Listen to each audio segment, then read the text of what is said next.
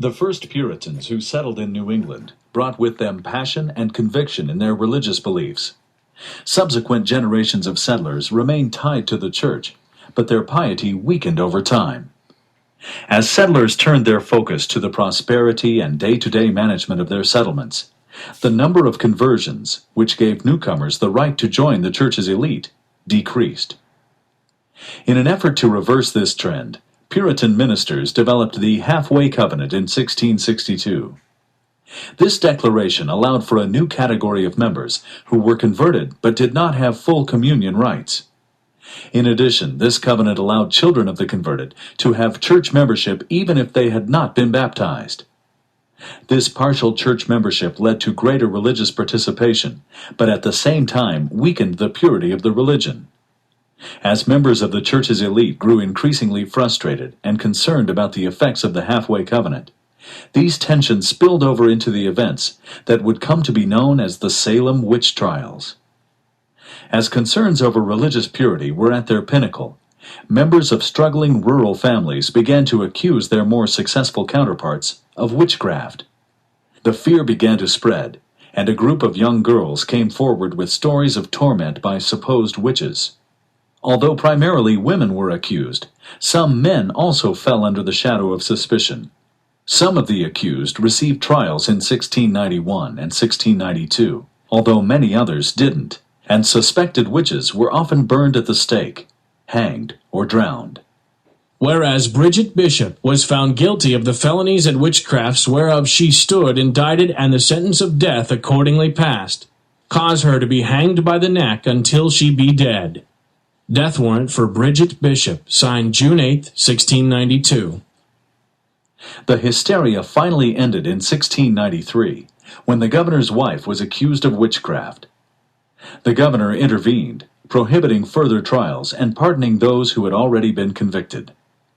The governor's declarations were facilitated by a changing mindset among the New England population that encouraged more rational thinking, as the ideas of the Enlightenment spread from Europe to America.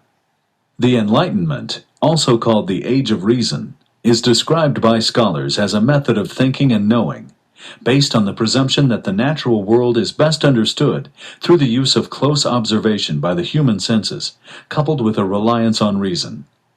Intellectuals began to see the universe as a place of balance and order, which promoted the analytical revolution found in poetry, music, art, and architecture from this period. The worldview provided by the Enlightenment claimed superiority over what had been the dominant ways of gaining knowledge to that point: revelation, reliance on tradition or traditional authority, and inward illumination. The Enlightenment in Anglo-America was greatly influenced by two revolutionary English thinkers, John Locke and Sir Isaac Newton. Locke, an English philosopher, argued in 1690 the tabula rasa theory of human development. In his Essay on Human Understanding, he proposes that the mind is a blank slate, formed and shaped by its environment and experiences.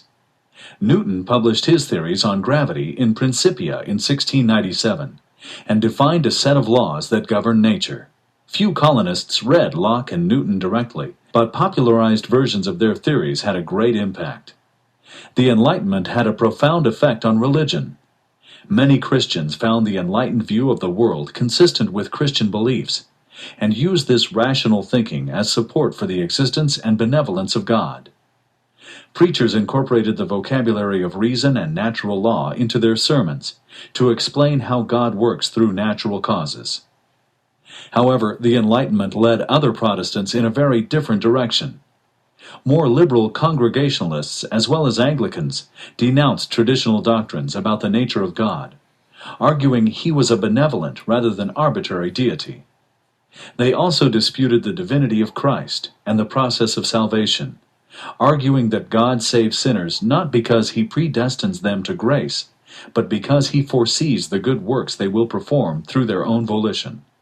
In the colonies, the Enlightenment was embraced by influential colonials who were intent on keeping up with European advancements. Both Americans and Europeans identified Benjamin Franklin as exemplary of the Age of Enlightenment. Throughout his life, Franklin owned a printing press, published Poor Richard's Almanac, which he filled with his colorful maxims, founded a fire company and a library, and helped start a debating club. As a self-taught scientist, Franklin published valuable theories on electricity, medicine, physics, and astronomy. He is also credited with several inventions, including the lightning rod, a glass harmonica, and the Franklin stove. The Enlightenment also had an impact on education. Benjamin Franklin said that genius without education is like silver in the mine, and helped found the College of Philadelphia, which later became the University of Pennsylvania. At the same time, a spate of other learning institutions arose, including the College of New Jersey, College of Philadelphia, King's, Queen's, Brown, and Dartmouth. Though these colleges' primary focus remained to train ministers, the Enlightenment opened up education beyond that single purpose. The Enlightenment's influence on 18th century America was profound. Advances in science and the arts, along with increased religious freedom, carried over into modern society. The focus on balance and order also set the groundwork for an American governing system that included a balance of power.